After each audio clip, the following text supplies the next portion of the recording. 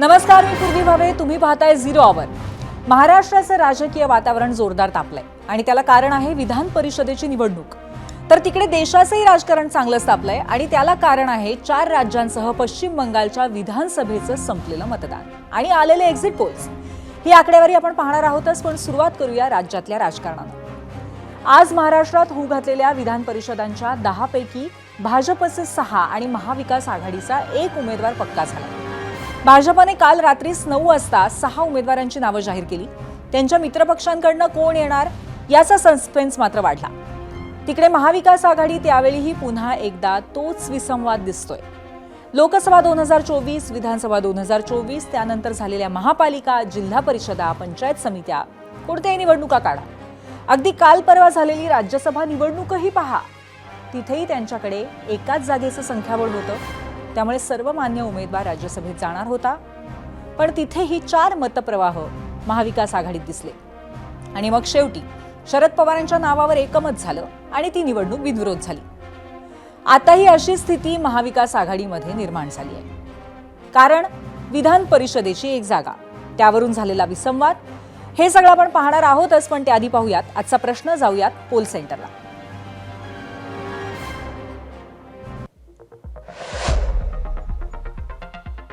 आजचा आमचा पहिला प्रश्न आहे, विधान परिषदेच्या 10 जागांची निवडणूक बिनविरोध होईल का? होय किंवा नाही असे पर्याय आहेत आणि हा प्रश्न विचारण्यामागचं कारणही आता मी तुम्हाला सांगते. तर त्याचं झालं असं की माजी मुख्यमंत्री उद्धव ठाकरे हे महाविकास आघाडीकडनं विधान परिषदेची आगामी निवडणूक लढवणार नाहीत. ही आजची सर्वात मोठी बातमी ठरली आहे. या विधान परिषद निवडणुकीमध्ये महाविकास आघाडीच्या वाट्याला येणाऱ्या एकमेव जागेसाठी उद्धव ठाकरेंच्याच नावाची सर्वात जास्त चर्चा होती. पण आज ठाकरेंच्या शिवसेनेने विधान परिषदेचे माजी विरोधी पक्षनेते अंबादास दानवे यांच्या नावाची घोषणा केली आणि महाराष्ट्राच्या राजकीय वर्तुळामध्ये मोठी खळबळ उडाली. खरं तर उद्धव ठाकरेंची विधान परिषदेचे सदस्य या नात्याने पहिली टर्म नुकतीच संपली. पण तेव्हापासूनच आगामी विधान परिषद निवडणुकीमध्ये उद्धव ठाकरे हेच महाविकास आघाडीचे सर्व मान्य उमेदवार असतील असा सूर चहूबाजूंनी निर्माण झाला होता. याचं कारण ही जागा निवडून आणण्यासाठी महाविकास आघाडीतल्या कुणा एका पक्षाकडे पुरेसं संख्याबळ नाही. त्यामुळे मवियामधल्या म्हणजेच महाविकास आघाडीमधल्या घटक पक्षांचं उद्धव ठाकरे या एकाच नावावरती एकमत होत होतं.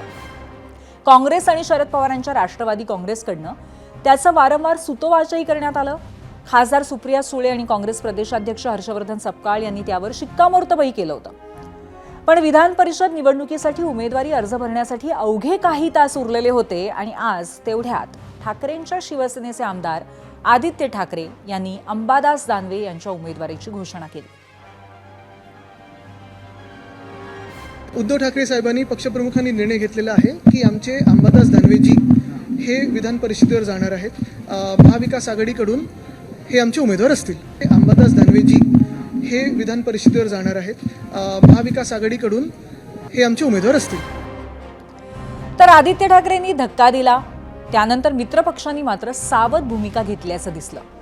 शरद पवारांच्या राष्ट्रवादीने सावधपणे दानवेंचं स्वागत केलं, तर राज्यातल्या काँग्रेस नेत्यांनी मात्र त्यावर नापसंतीची मोहर उमटवली. या संदर्भात आपल्याशी चर्चा झालेली नसल्याचंही त्यांनी स्पष्टपणे सांगितलं.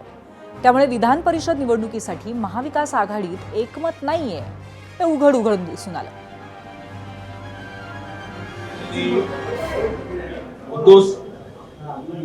बाळासाहेब ठाकरे पक्षाने जी उमेदवारी जाहीर केली त्या संदर्भात आमच्या बरोबर कुठलीही चर्चा झालेली नाही. असं आहे की हर्षवर्धन दादाशी आमच्या प्रदेशाध्यक्षी माझी चर्चा झाली. काल आम्ही दिल्लीत पण के.सी. वेणुगोपाल साहेबांशी आणि आमचे त्यांच्याबरोबर आम्ही चर्चा केलेली आहे.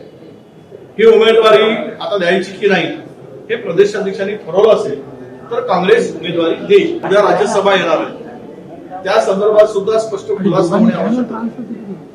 आणि आमची भूमिका आहे की जर ही जागा शिवसेना लढवत असेल तर पुढच्या राज्यसभेची जागा काँग्रेसच्या कोट्यात मिळालीच पाहिजे. तर दानवेंच्या उमेदवारीबद्दल आमच्याशी चर्चा केली नाही असं वडेट्टीवारांनी स्पष्टपणे म्हटलेलं आहे. आणि त्याचबरोबर आपला उमेदवार ते विधान परिषदेत उतरवणार का हा पुढचा प्रश्न आहे. पण याच अनुषंगाने खासदार संजय राऊतांनी काय प्रतिक्रिया दिली आपण पाहूयात. पवारांशी आमचंही बोलणं झालंय. जागा उद्धव ठाकरे साहेब निवृत्त झाले, त्यांचेही झाले काही लोक, पण राज्याचे माजी मुख्यमंत्री निवृत्त झाले. सगळ्यांचा आग्रह होता उद्धव साहेबांनीच लढावं. उद्धव साहेबांचा आग्रह होता नाही मी उमेदवार दे, त्याला तुम्ही पाठिंबा द्या. महाविकास आघाडी म्हणून राष्ट्रवादी काँग्रेस पक्षाने आधीच पाठिंबा जाहीर केलेला आहे की उद्धव ठाकरे देतील तो उमेदवार. आणि मला असं वाटतं की काँग्रेस पक्ष सुद्धा तीच भूमिका घेईल, कारण आम्ही एकत्र आहोत. आता झालंय असं की विधान परिषद निवडणुकीसाठी उद्धव ठाकरे हेच महाविकास आघाडीचे सर्व मान्य उमेदवार असतील असं चित्र स्पष्ट दिसत होतं. पण त्यांनी ही निवडणूक न लढवण्यामागे आणि ऐनवेळी अंबादास दानवेंचं नाव पुढे करण्यामागे काही राजकीय कारणं नक्कीच असू शकतात. त्यातच स्वतः उद्धव ठाकरेही पुन्हा विधान परिषदेवर जाण्यासाठी किती उत्सुक होते हा प्रश्नही आहेच. राज्य विधिमंडळ अधिवेशनामध्ये समारोपाच्या दिवशी उद्धव ठाकरे यांची देहबोली पाहिली तर त्यातून एक गोष्ट स्पष्ट जाणवत होती असा त्यांच्या निकटवर्तीयांचा दावा आहे, आणि ती गोष्ट म्हणजे फारशी उत्सुकता त्यांची पुन्हा विधान परिषदेसाठी नसणं.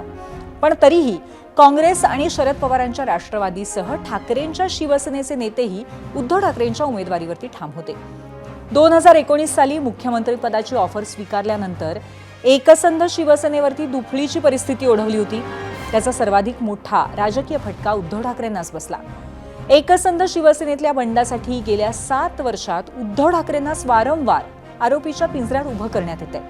त्यामुळेच विधान परिषदेच्या आमदारकीसाठी उद्धव ठाकरे उरलेला पक्षही पणाला लावतील का हाही प्रश्न होताच.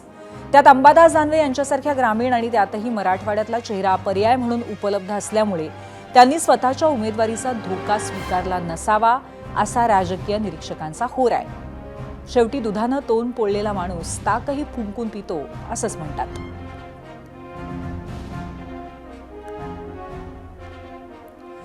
ठाकरेंच्या शिवसेनेची प्रतिष्ठा राज्याच्या विधिमंडळात टिकून राहावी यासाठी उद्धव ठाकरे यांनीच विधान परिषदेवरती जाणं आवश्यक होतं असाही काही राजकीय निरीक्षकांचा होर आहे. त्यात तथ्य असू शकेलही, पण सद्य परिस्थितीमध्ये आपल्या शिवसेना पक्षाची भक्कम पुनर्बांधणी करावी याला उद्धव ठाकरेंचा वैयक्तिक प्राधान्यक्रम असू शकतो. मुंबई महापालिकेमध्ये ठाकरेंच्या शिवसेनेचे 65 नगरसेवक निवडून आले असले तरी राज्यात पक्षाची परिस्थिती कठीण झाली आहे. त्यामुळे नजीकच्या काळामध्ये आदित्य ठाकरेंच्या साथीनं उद्धव ठाकरे पक्षाच्या बांधणीवरती लक्ष केंद्रित करण्याची जास्त शक्यता आहे. मराठवाडा हा एकेकाळचा बालेकिल्ला पुन्हा जिंकायचा तर छत्रपती संभाजीनगरमध्ये एक लोकप्रतिनिधी असणं ठाकरेंना आवश्यक होतं. आणि त्यातून आपल्या पक्षातले माजी खासदार चंद्रकांत खैरे आणि शिंदे समर्थक शिवसेना नेत्यांना संदेश द्यायचा असेल तर अंबादास दानवे हाच एकमेव पर्याय उद्धव ठाकरेंच्या हाताशी होता. शिवाय उद्धव ठाकरेंनी विधान परिषदेची निवडणूक लढवली असती तर अंबादास दानवे नाराज होण्याचीही शक्यता होती. आणि आता अंबादास दानवेंच्या रूपानं आणखीन एक मोठा नेता गमावणं उद्धव ठाकरेंना परवडणारं नव्हतं. त्यामुळे दानवेंना विधान परिषदेची उमेदवारी देऊन उद्धव ठाकरे यांनी बेरजेचं राजकारण खेळलंय असं म्हटलं जातंय. अंबादास दानवे यांनी विधान परिषदेतल्या मागच्या टर्ममध्ये विरोधी पक्ष नेता या नात्याने उत्तम कामगिरी बजावली आहे. त्यांच्यासारख्या नेत्याला आमदारकीची ताकद देऊन उद्धव ठाकरेंनी पक्षाचं बळ वाढवण्याचा प्रयत्न केलाय आणि सध्या तरी असे प्रयत्न करणं हेच त्यांच्या हाताशी आहे. मी शिवसेना प्रमुखांच्या विचाराचा शिवसैनिक आहे. सगळ्यांचीच भूमिका होती की उद्धवजी ठाकरे साहेबांनी परिषदेवर जावं, परंतु माननीय उद्धवजी ठाकरे साहेबांनी ही संधी मला देण्याचा निर्णय पक्षाने आणि माननीय उद्धवजी ठाकरे साहेबांनी घेतलेला आहे. एकंदरीतच आज अचानक शिवसेना ठाकरेंच्या शिवसेनेने आपला उमेदवार जाहीर केला आणि त्यानंतर राजकीय वर्तुळामध्ये प्रचंड खळबळ दिसून आली. याच अनुषंगाने आम्ही जो प्रश्न विचारलाय त्यावर मीडिया रिॲक्शन्स काय आलेले आहेत ते आपण आता पाहूयात सोशल मीडियावरनं मीडिया सेंटरला. यूट्यूबवरनं कुणाल सावंत म्हणतायत, हो जर उद्धव ठाकरे महाविकास आघाडीकडनं उमेदवार असतील तर ही निवडणूक बिनविरोध होईल. मुळात प्रश्न असा आहे की सगळीच निवडणूक बिनविरोध होईल का नाही असा प्रश्न आम्ही विचारलाय. अर्ज मागे घेण्याच्या मुदतीपर्यंत जर पक्षांनी आपापल्या संख्याबळानुसारच उमेदवार ठेवले तरच ही निवडणूक बिनविरोध होऊ शकते. मात्र महायुतीने जास्तीची जागा लढवण्याचा प्रयत्न केला तर राज्यातील राजकीय वातावरण पुन्हा एकदा तापेल. रितेश थारेवाल यांची फेसबुकवरनं प्रतिक्रिया आहे. फेसबुकवरची पुढची अजेंद्र पाटील यांची प्रतिक्रिया आपण बघतोय. विधान परिषदेची निवडणूक बिनविरोध व्हायला पाहिजे. जेवढ्या रिक्त जागा तेवढेच उमेदवार म्हणजे घोडेबाजार होणार नाही. त्याच्यामुळे प्रतिमा खराब होते.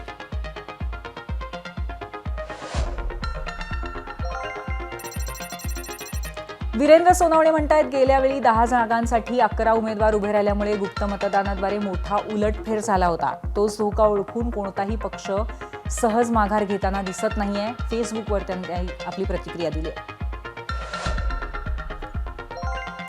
फेसबुकवरची पुढची प्रतिक्रिया आशिष म्हसाळकर यांची आहे. उद्धव ठाकरे नसतील तर काँग्रेसमधील नाराजीचा फायदा घेण्यासाठी शिवसेना जास्तीचा उमेदवार देईल.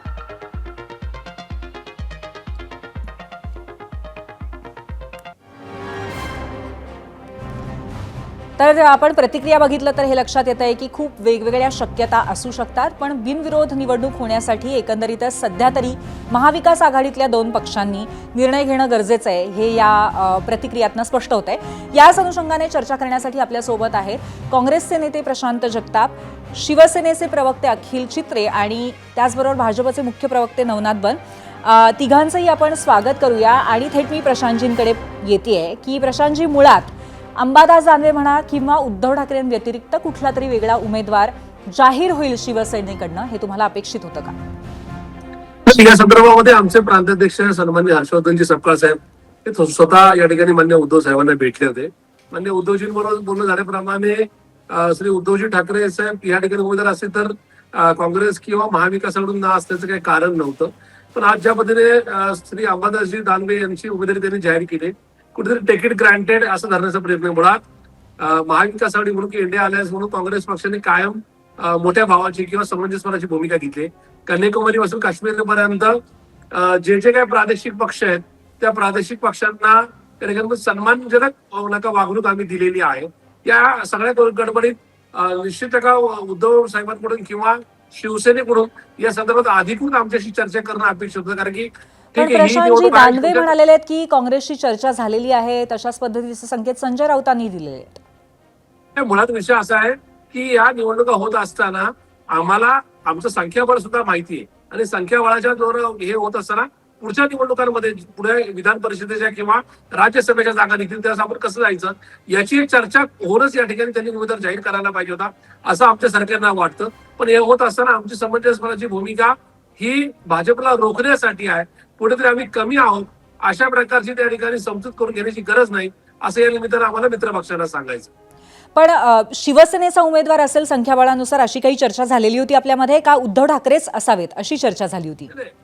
सुरुवातीच्या काळामध्ये जसं राज्यसभेला माननीय पवार साहेब असतील तर त्या ठिकाणी काँग्रेसकडून किंवा शिवसेना उद्धव बाळासाहेब ठाकरे पक्षाकडून काही अडचण नाही ही जशी सकारात्मक चर्चा होती तशीच विधान परिषदेला माननीय उद्धवजी ठाकरे हे जर शिवसेनेकडे उमेदवार असेल तर आमची ना नसेल अशा प्रकारचं आमचं खुद्द आमचे प्रांताध्यक्ष हर्षवर्धनजी सपकाळ साहेबांनी सांगितलं होतं. पण दुर्दैवाने त्यांनी इकडं शिवसेनेने उमेदवार जाहीर करताना इथं मात्र आमच्याशी तशा प्रकारची चर्चा केली नाही. ठीक आहे, एकंदरीत हा सगळा निर्णय आपल्यासाठी अनपेक्षित होता.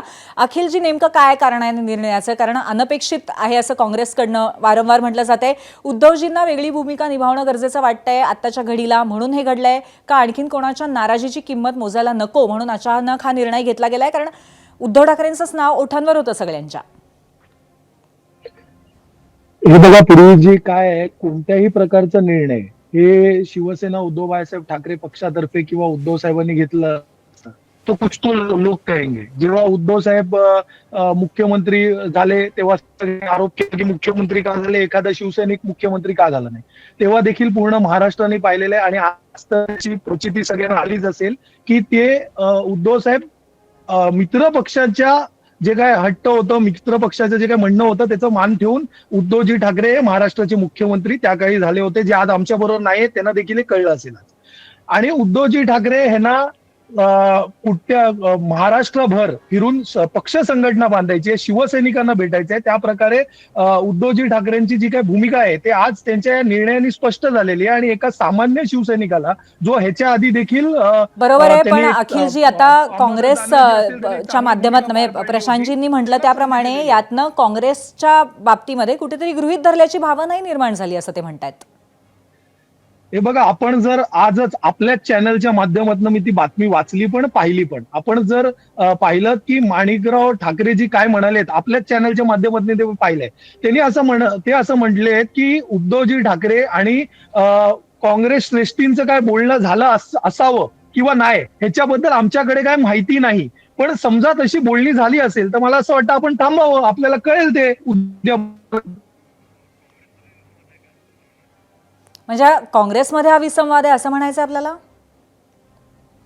नाही, आम्ही मित्र पक्ष आहोत. आमच्यामध्ये कोणत्याही प्रकारचं कम्युनिकेशन गॅप जर असेल तर तो कम्युनिकेशन गॅप हा दोन्ही बाजूंनी सोडवला जाईल आणि तुम्हाला हे क्लिअर दिसेल की उद्या एकच महाविकास आघाडीचा जो कोण कॅन्डिडेट आहे तो महाविकास आघाडीचा कॅन्डिडेट हा एमएलसी म्हणून त्या हाऊसमध्ये निवडून जाईल.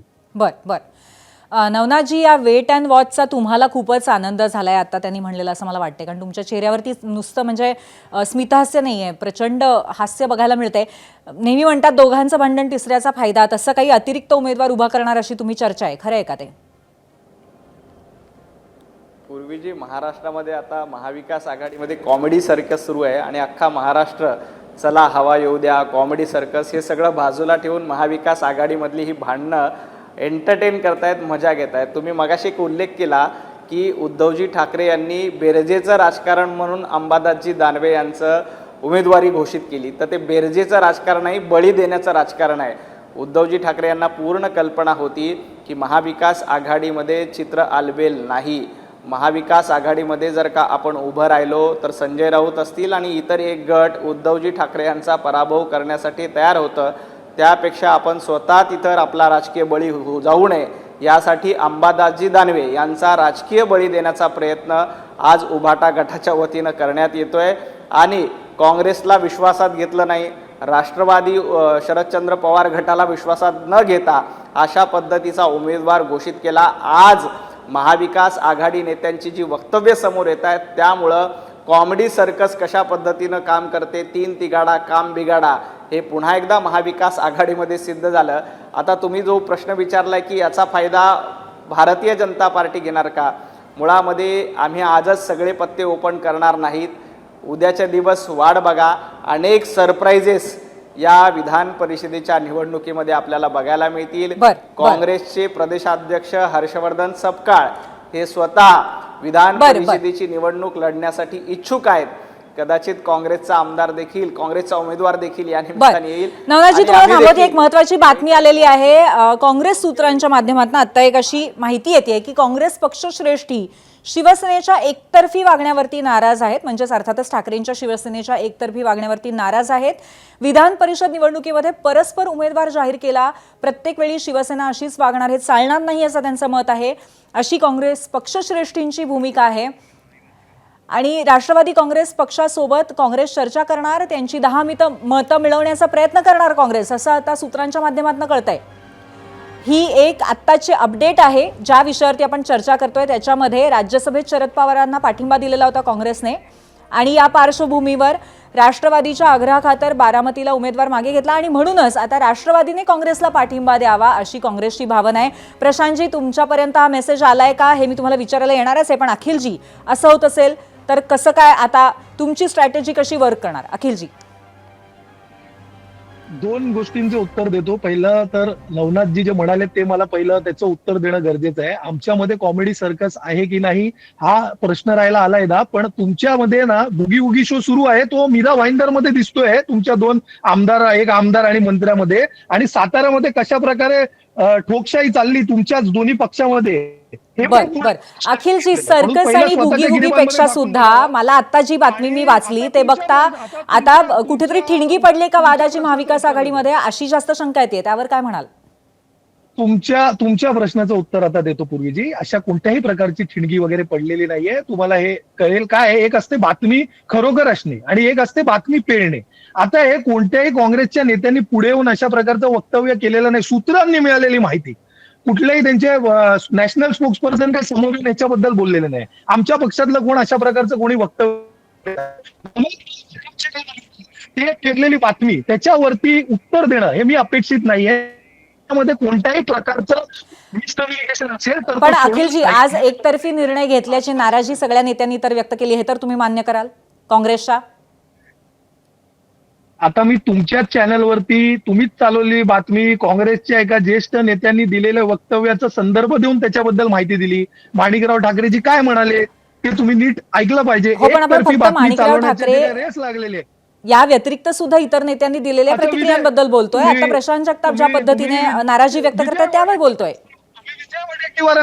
तुम्ही विजय वडेट्टीवारांचं पण स्टेटमेंट पहा. ह्याच्यामध्ये अजून सुद्धा आहे. तेही हेच त्याच्या म्हणालेले आहेत आधी की सगळे एकतर्फी निर्णय आहे पोहोचलेला. आणि उमेदवार देणार असं त्यांनी म्हणलंय. मग आता या परिस्थितीमध्ये त्यांच्या उमेदवाराला जर शरद पवारांच्या राष्ट्रवादीने पाठिंबा दिला तर महाविकास आघाडीचं विधान परिषदेमध्ये बिनविरोध निवडणूक तर होणार नाहीच. आणि नक्की काय होईल असं तुम्हाला वाटतंय अखिलजी? हे बघा, जर तर वरती राजकारणात कुठेही आकलन करता येत नाही. जर असं झालं, जर तसं झालं, आपण पाहू ना उद्या काय होतं ते. बर, ठीक आहे. प्रशांतजी, तुम्ही काय म्हणाल? राष्ट्रवादीने काँग्रेसला पाठिंबा द्यावा अशी काँग्रेसची भावना आहे आणि उमेदवार विधान परिषदेसाठी काँग्रेस देईल आणि शरद पवारांच्या राष्ट्रवादीने पाठिंबा द्यावा अशा पद्धतीचा तुम्हाला काही संदेश आलेला आहे का? कारण अशी माहिती आम्हाला कळतीये. आज एकूणच काँग्रेसची चर्चा न करता शिवसेनेने ज्या पद्धतीने उमेदवार दिलाय त्या संदर्भातली नाराजी नक्कीच आहे. पण उद्या उमेदवार द्यायचा अथवा नाही द्यायचा या संदर्भातला निर्णय निश्चित दिल्लीतून उद्याच्या दुपारपर्यंत अपेक्षित आहे. अर्थात उमेदवारी द्यावी न द्यावी पक्षश्रेष्ठीचा जो निर्णय असेल तो नका एकूणच महाराष्ट्र प्रदेशला मान्य असेल. पण हे होत असताना राजकारणामध्ये संवाद असायला हवा. दोन मित्रपक्ष म्हणून ज्यावेळेस आपण लोकसभा विधानसभा या निवडणुकीला सामोरे गेलो, राज्यसभेला गेलो, तर विधान परिषदेच्या संदर्भात सुद्धा चर्चा होणं आमच्यासारख्यांना अपेक्षित होतं. म्हणजे पक्षाच्या कार्यकर्त्यांना किंवा एकूणच प्रांताध्यक्षांना ते अपेक्षित होतं. असं असताना शिवसेनेने आज पुढच्या कुठल्याच निवडणुकांची चर्चा न करता ज्या पद्धतीने उमेदवारी जाहीर केली ही निश्चित या ठिकाणी कुठेतरी त्या संदर्भात संदेह निर्माण करणारी आहे. आणि म्हणूनच या संदर्भामध्ये इथले जे काय पण जर तसे आदेश जर तुम्हाला केंद्रातनं आले पक्षश्रेष्ठींचे तर अशा पद्धतीचा निर्णय घेणार का? तुम्ही उमेदवार उतरवणार का? आणि त्याचबरोबर तुम्हाला शरद पवारांचा पाठिंबा असेल असं दोन पक्ष एकत्र इथे येतील का महाविकास आघाडीतले? मुळातच आमचे राष्ट्रीय अध्यक्ष आदरणीय खरगे साहेब आणि आमचे देशाचे विरोधी पक्षनेते माननीय राहुलजी गांधी साहेब जो आदेश देईल त्या आदेशाचं पालन महाराष्ट्र प्रदेश नक्की करेल. राहुलजी गांधी साहेब योग्य ते निर्णय नक्की घेतील अशी आमच्या सरकारला खात्री आहे. बर, ठीक आहे. आणि मग अशा पद्धतीने जर महाविकास आघाडीमध्ये मग दोन उमेदवार दिले गेले तर मग महाविकास आघाडीच्या या सगळ्या एकत्रीकरणाला काय अर्थ उरतो? आणि त्याचबरोबर महाराष्ट्राच्या बिनविरोध परंपरेचं काय होणार हा सुद्धा प्रश्न आहे. प्रशांतजी आणि अखिलजी, तुम्हाला दोघांनाही. मुळात देशातला सर्वात जुना पक्ष, देशातला सगळ्यात मोठा पक्ष असून सुद्धा या ठिकाणी काँग्रेसने काय मोठेपणाची भूमिका घेतलेली आहे. त्याच्यामुळे ही मोठेपणाची भूमिका घेत असताना पुढे जरी या ठिकाणी सध्याचा जो सत्ताधारी पक्ष आहे त्याला रोखणे किंवा त्यांच्या चुकीच्या कामांवर काही या ठिकाणी त्या सगळ्या संदर्भातल्या का बंदी आणणे किंवा त्या संदर्भात ते रोखणं हा आमचा अजेंडा आणि म्हणून आम्ही सगळ्यांना बरोबर घेऊन चालतोय. पण याचा अर्थ कुठेतरी आमची मजबुरी समजू नये किंवा आम्ही या ठिकाणी पडती भूमिका घेतो असं बर बर, अखिलजी, या संदर्भामध्ये काही तोडगा काढण्याचा तुमच्याकडनं प्रयत्न होणार आहे? हे बघा, कम्युनिकेशन हे सातत्याने सुरू असतं. आता देखील मी आपल्या चॅनलवर बोलत असताना आपल्याला माहित नसेल बॅक चॅनलिंगवर दोन्ही पक्षाचे नेतृत्व हे आपसात बोलत असतील. आम्ही इकडे मित्र पक्ष म्हणून एकत्र सत्ताधाऱ्यांना कोणत्याही प्रकारचा फायदा होणार नाही अशाच प्रकारचा निर्णय हे आमच्याकडनं घेतलं जाईल. बर, आणि हे आपल्याला येत्या काळात दिसेल. बर, नवनाथजी, तुम्ही मगाशीच म्हणालात की उद्या सरप्राइजेस मिळतील. तर आता तुम्हाला फायदा मिळू नये म्हणून त्यांचा प्रयत्न असणार आहे, पण तो फायदा तुम्ही कसा घेणार आहात? आम्हाला एखादा सरप्राईज आजच कळेल का?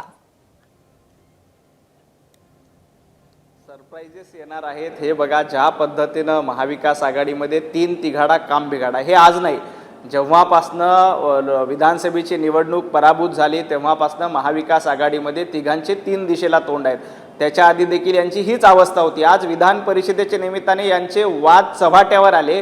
येणाऱ्या काळामध्ये हे तिन्ही पक्ष एकमेकांचे कपडे फाडण्याचं काम करणार आहेत. तुम्ही जो प्रश्न विचारलाय की महायुती म्हणून आम्ही निश्चितपणे याबद्दल आम्ही चर्चा सुरू आहे.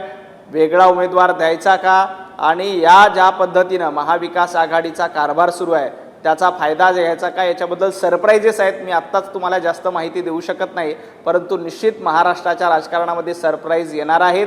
उद्धवजी ठाकरे यांना याची पूर्ण कल्पना होती की काँग्रेस आणि राष्ट्रवादी आपल्याला कदाचित साथ देणार नाही.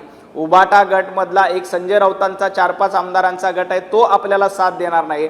त्यामुळं उद्धवजी ठाकरे यांनी आपला राजकीय बळी जाऊ नये यासाठी अंबादासजी दानवे या सर्वसामान्य शिवसैनिकांचा राजकीय बळी देण्याचा प्रयत्न या निमित्ताने केलाय. एवढंच मला या निमित्ताने सांगायचं. हे लक्षात घ्या की अंबादासजी दानवे यांचा या निवडणुकीमध्ये पराभव होणार आहे, कारण स्वतः हर्षवर्धन सपकाळ जे काँग्रेसचे प्रदेशाध्यक्ष आहेत त्यांची इच्छा आहे की ही निवडणूक त्यांनी लढावी. हर्षवर्धन सपकाळ यांना विधान परिषदेमध्ये जायचं आहे, त्यासाठी काँग्रेस प्रयत्न करते आणि याच्यामध्ये प्रशांतजी. अंबादासजी दानवे यांचा राजकीय बळी घेण्याचा प्रयत्न होणार आहे. प्रशांतजी, मुळात नवनाथजींना ही माहिती कुठून मला काही कल्पना नाही. आमचे प्रांताध्यक्ष माझे हर्षवर्धनजी सपकाळ साहेब हे अशा कुठल्या प्रकारे डेस्परेट बिलकुल नाहीये. हा विषय संवादाचा आहे. हा विषय पुढच्या ज्या येऊ घातलेल्या निवडणुकाच्या विधान परिषद पदवीधर आहे, शिक्षक मतदारसंघ आहे, राज्यसभेच्या जागा आहेत, या संदर्भातली योग्य ती चर्चा किंवा शिवसेनेकडून तशा प्रकारचा संवाद काँग्रेस आणि राष्ट्रवादी काँग्रेसकडे शरदचंद्रजी पवार पक्षावर होणं अपेक्षित होतं. तो झालेला नाही. हाच याच्यातला मूळ गाभा आहे. त्याच्यामुळे कुठे याच्या ठिकाणी अर्थार्थी संबंध म्हणजे मुंगेरी के हसीन सपने हे भाजपने किंवा नवनाथजी बन साहेबांनी पाहू नये एवढंच आम्हाला त्यांना सांगायचं आहे. बर. आणि सगळ्यात शेवटी पुन्हा एकदा नवनाथजी तुमच्याकडेच येते की याच्यामध्ये पुन्हा मुद्दा उरतो तो महाराष्ट्राच्या बिनविरोध परंपरेचा, जी आतापर्यंत पाळली गेलेली आहे. तर मग त्याला सुद्धा धक्का द्यायला आता भाजप तयार असेल का, जर फायदाच करून घ्यायचा असेल तर या परिस्थितीचा? नाही, महाराष्ट्राच्या राजकारणामध्ये ही बिनविरोधची परंपरा कधीच नव्हती. याच्या आधी देखील वेगवेगळ्या निवडणुका विधान परिषदेच्या असतील, राज्यसभेच्या असतील, या मागच्या वेळेला नाही त्याच्याही पूर्वी वेगवेगळे उमेदवार देण्याचा प्रयत्न झालेले आहेत. आणि आपण त्यावेळेलाही बघितलं की भारतीय जनता पार्टी आणि महायुती त्यावेळेलाही जिंकली, कारण यांच्यामध्ये समन्वयाचा अभाव आहे, यांच्यामध्ये कोऑर्डिनेशन नाही, हे महाराष्ट्राने बघितलंय. त्यामुळं यावेळेला देखील काँग्रेस उद्धवजी ठाकरे यांच्यासोबत दगाफटका करणार आहेत. हर्षवर्धन सपकाळ यांना उमेदवारी घोषित केली जाणार आहे आणि महायुती म्हणून देखील याच्यामध्ये अनेक सरप्राइजेस आहेत. येणाऱ्या काही तासामध्ये महायुतीची भूमिका देखील आम्ही स्पष्ट करू. ठीक आहे. तर यावेळेला कोण कोणाशी दगाफटका करताय ते आपल्याला लवकरच कळेल असं तुम्ही म्हणताय. तुमची सरप्राइजेस सुद्धा उद्याच कळतील अशी आशा आहे. धन्यवाद, तुम्ही या विषयावरती चर्चा केली त्याबद्दल. अर्थात अखेर काय घडतंय हे आपल्याला उद्याच कळेल. धन्यवाद. आता जाऊयात थेट पोल सेंटरला आणि पाहूयात महाराष्ट्राने आज आपलं मत कुठल्या ऑप्शनला दिलेलं आहे. आमच्या पहिल्या प्रश्नावरती बिनविरोध निवडणूक होणार का विधान परिषदेची, हा प्रश्न होता. 10 जागांसाठी असलेली निवडणूक, 22,000 मतं आलेली आहेत आणि 70% लोकांना आशा आहे की होय बिनविरोध होईल आणि 30% लोक म्हणतायत नाही. आता जाऊया पूर्वेकडच्या त्या राज्यात जिथे झालेल्या रेकॉर्ड तोड मतदानाने साऱ्या देशाचं लक्ष वेधलं. मी अर्थातच पश्चिम बंगालबद्दल बोलतेय. पश्चिम बंगालमध्ये आज 8 जिल्ह्यांमधल्या 142 जागांसाठी मतदान संपन्न झालं आणि त्याबरोबरच देशातल्या 4 राज्य आणि एका केंद्रशासित प्रदेशाच्या विधानसभा निवडणुका संपल्या. आता प्रतीक्षा आहे मतमोजणीची. केरळ, आसाम आणि केंद्रशासित पुद्दुचेरीला 9 एप्रिलला एका टप्प्यात मतदान झालं. पण सगळ्यात जास्त हाय व्होल्टेज ड्रामा असलेल्या पश्चिम बंगाल निवडणुकीचं दुसऱ्या टप्प्यातलं मतदान आज झालं. दुपारी 5 वाजेपर्यंत 90% मतदान झालं. पहिल्या टप्प्यात 152 जागांवर विक्रमी 92% मतदान झालं होतं. खरं तर पश्चिम बंगालची निवडणूक ही ममता बॅनर्जींच्या तृणमूल काँग्रेस आणि भारतीय जनता पक्षासाठी अतिशय प्रतिष्ठेची आहे. ममता बॅनर्जींच्या विरुद्ध भाजपचे सुवेंदू अधिकारी भवानीपूरच्या मतदारसंघातनं रिंगणात आहेत. बंगाल विधानसभेचे विरोधी पक्षनेते विरुद्ध मुख्यमंत्री अशी ही चुरशीची लढत आहे. बंगालचा किल्ला सर करण्याची भाजपची प्रखर महत्वाकांक्षा आहेच. त्यामुळे प्रचारासाठी स्वतः पंतप्रधान नरेंद्र मोदीही इथे उतरलेले दिसले होते. यावेळच्या निवडणुकीपूर्वी SIR नंतर मतदान याद्या चाचणी आणि निवडणूक आयोगानं राबवलेल्या मोहिमांमुळे पश्चिम बंगालची निवडणूक अधिकच चर्चेत होती. TMCने हे मुद्दे घेऊन भाजपवरती निशाणा साधला, तर भाजपने बांगलादेशींची घुसखोरी आणि राष्ट्रीय सुरक्षेच्या मुद्द्यांना प्रचाराचे मुख्य मुद्दे बनवले. यामुळेच की काय, जेव्हा पहिल्या टप्प्याचं मतदान संपन्न झालं तेव्हा ममता बॅनर्जी यांनी बंगालच्या जनतेने SIR विरोधात प्रचंड बहुमताने मतदान केलंय अशी प्रतिक्रिया दिली, तर गृहमंत्री शहा यांनी TMCचा सूर्य मावळलाय असं म्हटलं.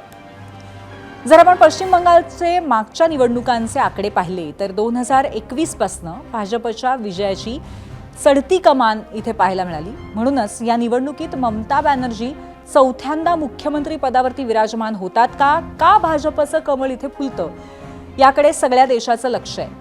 आता एक्झिट पोल काय म्हणतायत हे आपण पाहणार आहोतच, पण बंगालवरती कुणाचा झेंडा फडकणार हे आपल्याला खऱ्या अर्थाने 4 तारखेलाच कळेल. आता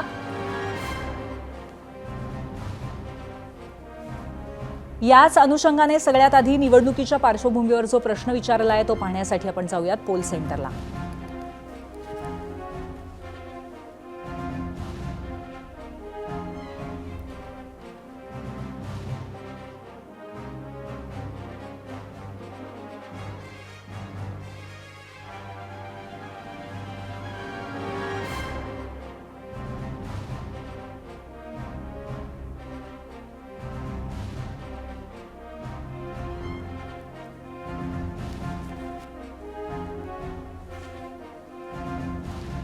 प्रश्न आहे, बंगालमध्ये विधानसभा निवडणुकीत झालेल्या बंपर मतदानाचा फायदा कोणाला होईल? ममता बॅनर्जी आणि टीएमसीला का भाजपला?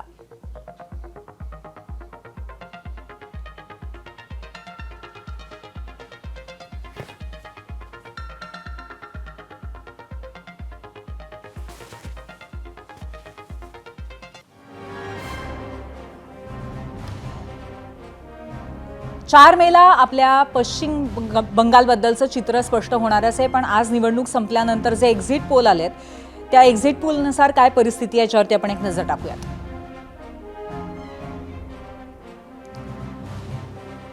आपण पश्चिम बंगाल व्यतिरिक्त सगळ्याच ज्या निवडणुका झाल्यात त्यांचा अंदाज घेतोय एक्झिट पोलच्या माध्यमातून. तामिळनाडूमध्ये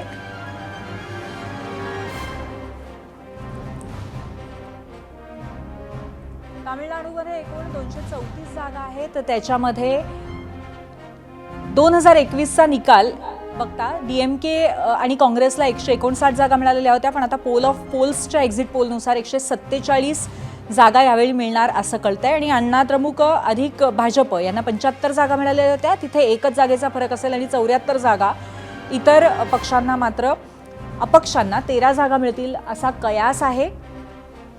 पोल ऑफ पोल्स च्या माध्यमातून ही माहिती कळतीये, हे एक्झिट पोल कळतायत. आणि पश्चिम बंगालमध्ये एकूण 294 जागांसाठी मतदान झालं. तृणमूल काँग्रेस या पक्षाला 216 जागा मिळालेल्या होत्या 2021 मध्ये. या वेळेला 2024 मध्ये 129 जागा मिळतील पोल ऑफ पोल्सनुसार असा कयास बांधण्यात आलेला आहे. आणि भाजपला 77 जागा मिळालेल्या होत्या 2021 मध्ये, त्या वाढून 158 होतील असा पोल ऑफ पोल्सचा एक्झिट पोल आलेला आहे. इतर 1 वरून 6 वर जातील.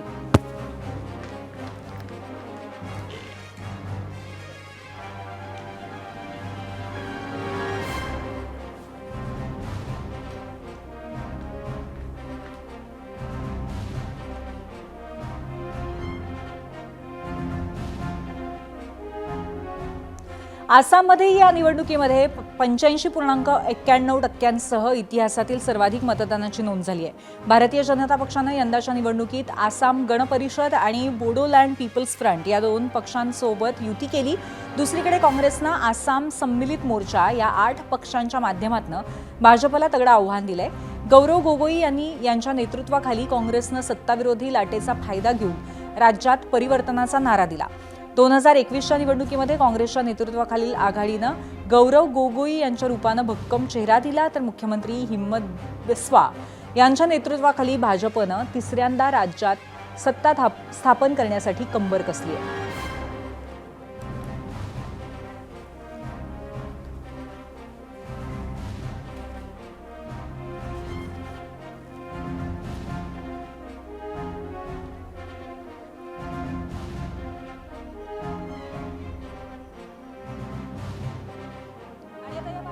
आपण पाहूयात मीडिया रिॲक्शन्स काय आलेले आहेत दुसऱ्या प्रश्नावरती. बंपर मतदान पाहता सत्ताविरोधी लाट आहे असं वाटतंय असं म्हणतायत विनोद. पुढची प्रतिक्रिया आपण बघूया. एक्सवरनं दीपक यांची प्रतिक्रिया. भाजपला SIR मुळे फटका बसणार आहे, कारण लोकांनी आपलं नाव कट होऊ नये म्हणून मतदान खूप चांगलं केलंय. पुढची प्रतिक्रिया आपण पाहूयात. युट्यूबवरनं प्रतिक्रिया आहे मीत यांची. इथे भाजपला याचा फायदा होणार नाही.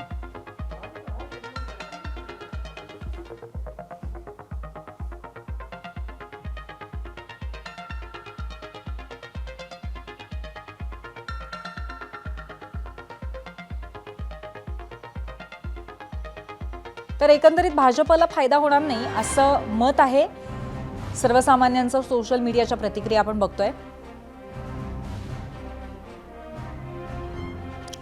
तर पश्चिम बंगालमध्ये दुसऱ्या टप्प्याचं मतदान आज पार पडलंय. पश्चिम बंगालसह केरळ, तामिळनाडू, आसाम आणि पुद्दुचेरीमधील सर्व उमेदवारांचं भवितव्य मतपेटीत बंद झालंय.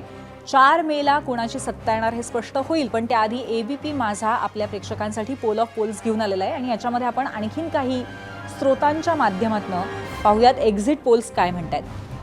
पश्चिम बंगाल तृणमूल काँग्रेसला 125 ते 140 जागा मिळतील आणि भाजपला 146 ते 161 जागा मिळतील असं मॅट्रिसचा पोल ऑफ पोल्स म्हणतंय आणि इतर पक्षांना 6 ते 10 जागा मिळतील असा त्यांचा अंदाज आहे. एकूण जागा आहेत 294.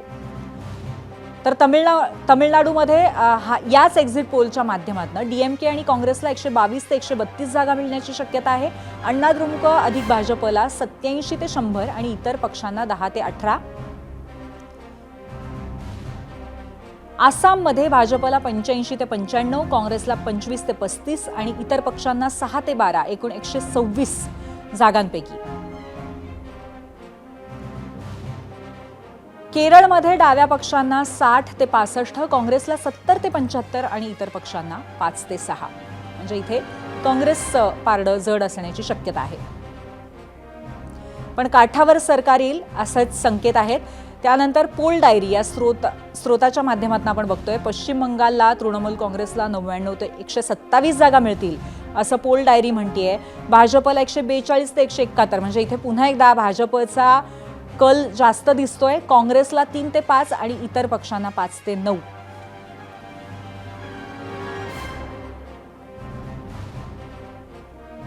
प्रजा या स्रोताच्या माध्यमातून पुढचा एक्झिट पोल आपण बघूयात. पश्चिम बंगालमध्ये तृणमूल काँग्रेसला 85 ते 110, भाजपला 178 ते 208 असा कयास सांगितलेला आहे प्रजा पोलने आणि इतर पक्षांना 0 ते 5 जागा.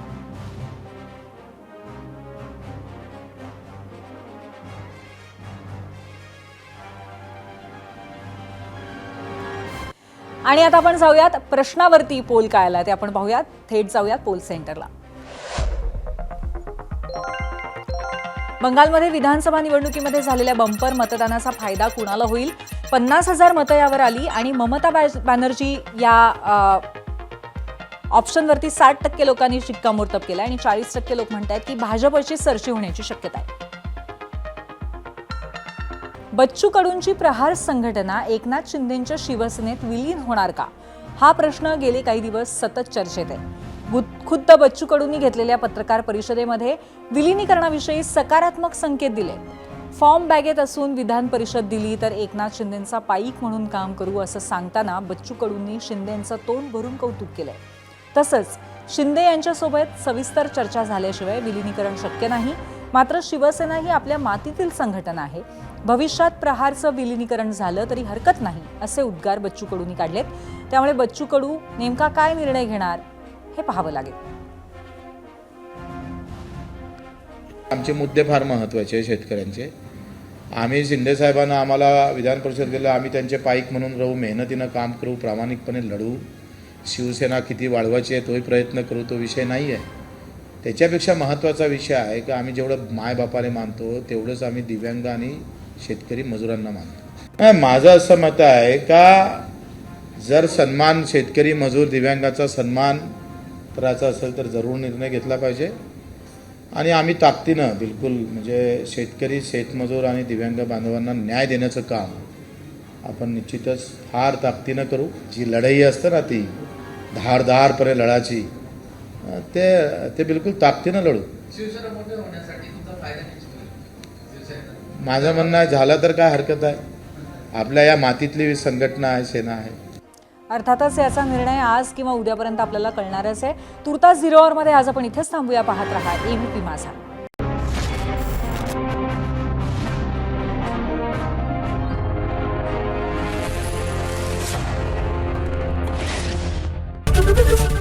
एबीपी माझा, उघडा डोळे बघा नीट.